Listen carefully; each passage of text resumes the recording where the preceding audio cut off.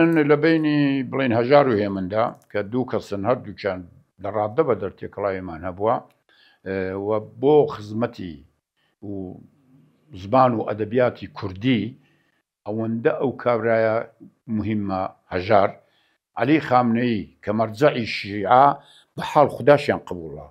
مەرجەعی شیعە وایە بەڕاستی بەڵام بۆ خۆی گوێم لێ بوو دەڵێ کوردێک بنێوی هەژار شەرەفکەندی مکوریان ئەوانە ئەو خزمەتی ئەو کتێبەکانی عەلی شەریعەتی و شەرەفنامە و ئەوانەی کە لە کوردی فارسی زمانی سەفەوی ڕاهێناوە کردوێت کوردی و تەرجمەی کردوون بە هیچ فارس زبانێک نەکراوە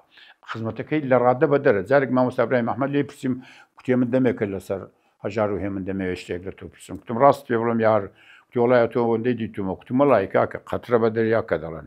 بۆ عیلم و زانیاری و خزمەت بە ئەدەبیاتی کوردی هەر خودی شەرەفنامە بەردی بناغی ئەدەبی کوردیە ئەگەر حساب بکەی هەژار دەریایە و مامۆستا هێمن قەترەیە بەڵام بۆ شیعر بۆ لەتافەت و جوانی شیعر